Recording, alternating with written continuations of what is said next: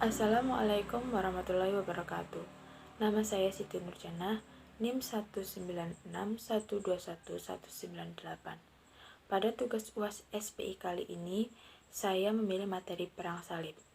Perang Salib ini sangat menarik bagi saya, karena Perang Salib bukanlah perang antar agama, melainkan perang untuk memperebutkan wilayah kekuasaan pada saat itu. Kenapa dinamakan Perang Salib? Karena Perang Salib ini dilakukan oleh tentara Nasrani yang membawa tanda salib untuk mendapat restu Paulus di Roma pada saat itu.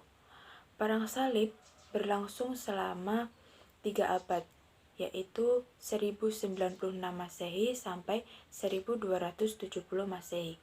Perang Salib ini terdapat 8 tahap, yang masing-masing tahap memiliki latar belakang yang berbeda-beda.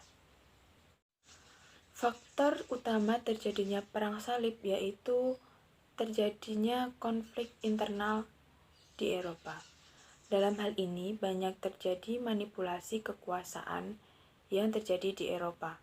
Agama dijadikan sebagai salah satu alat untuk mencapai tujuan seperti otoritas agama, interes politik menjadi interes agama, agama dimanipulasi oleh politik, dan kekuatan politik yang digunakan untuk menghadapi lawan yang diklaim sebagai kafir.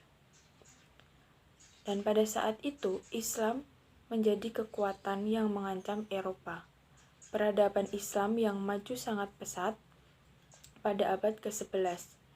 Hal ini ditandai dengan menguasai wilayah kekaisaran Bizantium seperti Mesir, Afrika Utara, dan Maroko. Perluasan ini berlanjut hingga ke wilayah barat seperti Spanyol bagian selatan, Rusia bagian selatan, Italia, dan bahkan hingga ke Asia Tengah. Faktor lain penyebab terjadinya Perang Salib yaitu keberadaan Yerusalem. Sebelum terjadinya Perang Salib, Yerusalem berada di bawah kekuasaan Islam, yaitu pada dinasti Fatimiyah. Meskipun demikian, Yerusalem tetap menjadi tempat ziarah yang populer di kalangan umat Kristen Eropa. Penghancuran gereja suci yang didirikan di Yerusalem membuat pimpinan gereja Katolik Roma marah dan ia beserta para pengikutnya berusaha untuk merebut kembali kota suci tersebut. Yang selanjutnya yaitu Muslim menjadi penguasa perdagangan di Laut Tengah. Hal tersebut membuat para pedagang Eropa menjadi tersingkirkan. Faktor selanjutnya yaitu propaganda Alexius Comnenus kepada Paulus Urbanus II untuk melawan atau membalas kekalahannya dalam perang melawan Bani Saljuk pada saat itu. Paus Urbanus II akhirnya terpengaruh oleh ajakan Alexius Comnenus hingga akhirnya ia menjanjikan pengampunan dosa kepada pasukan Kristen yang ikut serta dalam melakukan perang salib tersebut. Tahapan perang salib yang pertama, Perang Salib I, terjadi pada 1097 sampai 1099. Perang Salib I ini dimenangkan oleh pasukan Nasrani Eropa. Di antara kemenangan yang diperoleh pasukan Nasrani di Eropa yaitu 1. Terbentuknya 4 buah kerajaan Eropa Nasrani di Syam. Yang kedua yaitu sebagian besar wilayah Asia berada di tangan pasukan salib yang dikembalikan lagi ke Bizantium. Yang ketiga yaitu kokohnya persatuan antara paus dan kaisar dalam menghadapi umat muslim. Yang keempat yaitu bahasa Prancis menjadi bahasa kerajaan salib. Yang kedua yaitu Perang Salib II terjadi pada 1145 sampai 1150. Perang Salib II ini di tengah-tengah kemenangan pasukan salib. Namun umat Islam bernama Imamuddin Zanki dari Irak yang berusaha merebut kembali Syam dari pasukan salib. Angkatan Perang Salib yang dipimpin oleh Louis VII dari Prancis dan Raja Konrad III dari Jerman mengalami kekalahan. Hasil dari Perang Salib II ini menghasilkan yaitu persatuan umat Islam yang semakin kokoh dan di mata Nasrani. Yang kedua yaitu kehadiran peziarah dari Eropa ke Baitul Maqdis menjadi berkurang. Perang Salib 5. Pada periode ini tentara Salib memiliki hasrat besar untuk menyerang Mesir. Untuk itulah disusun Angkatan Perang Salib 5 yang dipimpin oleh Jean de Brun. Di tengah-tengah peperangan, tentara Muslim menjebol tanggul di Sungai Nil sehingga membanjiri dan menggenangi tentara Salib.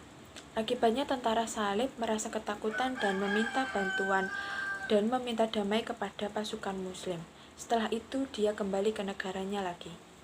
Perang Salib 5. Pada periode ini tentara Salib memiliki hasrat besar untuk menyerang Mesir.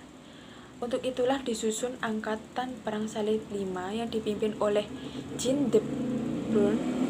Di tengah-tengah peperangan, tentara Muslim menjebol tanggul di Sungai Nil sehingga membanjiri dan menggenangi tentara Salib. Akibatnya tentara Salib merasa ketakutan dan meminta bantuan dan meminta damai kepada pasukan Muslim. Setelah itu dia kembali ke negaranya lagi. Yang keenam yaitu Perang Salib 6 terjadi pada 1228 sampai 1229 dan 1239. Pada Perang Salib 6 ini sebagai raja Jerman, yaitu pada masa Friedrich II tetap ingin melakukan serangan untuk merebut kembali Baitul Maqdis. Tetapi serangan ini tidak disetujui oleh Paus Innocent III. Pada tahun 1228, ia berangkat bersama 500 pasukannya ke Baitul Maqdis. Sebagai politikus, ia membuat sebuah perjanjian di antara kedua belah pihak. Perjanjian tersebut disepakati oleh kedua belah pihak dan ia menjadi raja di Baitul Maqdis. Selama 14 tahun, Baitul Maqdis berada di tangan kaum Nasrani.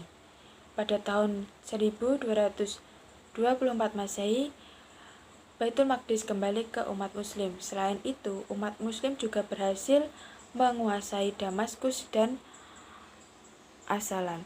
Yang ketujuh yaitu Perang Salib 7 pada tahun 1249 sampai 1254.